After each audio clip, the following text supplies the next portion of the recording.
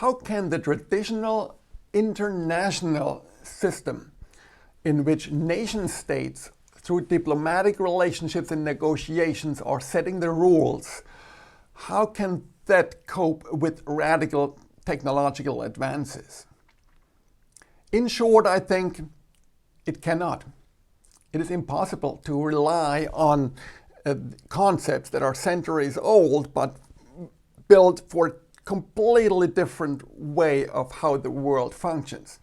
We no longer can assume that we have hierarchically organized institutions called nation states which have diplomatic relationships and can on the top sit together with other diplomatic representations, and then through long drawn-out processes over years and decades come up with solutions to problems. All that while technological change happens within months. We're transforming our world every few months, at the most every few years, and it's going faster and faster. So these traditional international institutions, whether we're talking about the United Nations or alliances or other coordinating organisms, they just don't work that way. They just cannot cope with it. We need to look at different ways of approaching it. But before I get there, let's just look at where I see the world otherwise heading. I see the evolution of genuine multipolarity. China and the EU and Russia are approximate equals of the United States, depending on whether you're looking at economic or military aspects. At least Russia on the military aspect of nuclear power, of nuclear missiles. But when you then go into the next layer of countries with hundreds of millions of populations, or India particularly, which is rapidly advancing and joining the concert of the big, then you are seeing new power centers emerging that all they need to do is educate their people and hook them up to the global data layer and infrastructure layer that is governing the way where economic value is created, which is the digital spheres. And then they can play an outsized role. And talking about outsized role, even small specialized nations like South Korea, Australia, UAE, Israel, Switzerland, they all can play a major role also. But if you now look at how the organization of communities across the globe is happening, this actually adds new kinds of power centers.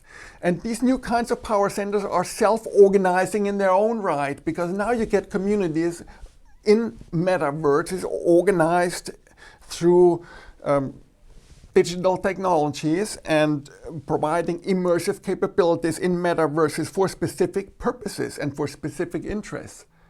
Yes, it's gaming and it's entertainment, and yes, we have a lot of that in education, but we also see it in supply chains. We see it in our digital ways of cooperating while we are producing products. We see it in all kinds of communities of interest or purpose, as I call them. And this means that we will be able to see even more power centers that all are addressing specific needs of humanity, but are organized differently and are still potentially of a global nature. And the big question we have to ask ourselves is, whom are we serving? Are we serving the nations? Are we perpetuating institutions because that was the most efficient way of organizing the world, because everything was focused on the physical, on geography, and this was the best way of organizing the world and structuring the way we were coordinating solutions? But in a world that is completely dominated by the digital, by space, and where issues, whether it is from biotechnology to the weather and climate or whatever it would be, are often global or international, cross-geographical nature. We just cannot rely on these old systems. But we can rely and should focus on establishing this digital control layer in the middle, this digital control layer, and keep it open. protect the identity of people and not of nations, protect the ownership of data of people and not by going through the nations first, and protect the ability of people to provide commercial activities and to execute commercial activities and to coordinate with each other and interact with each other in a protective manner by using a decentralized shared layer of immutable data and transactions.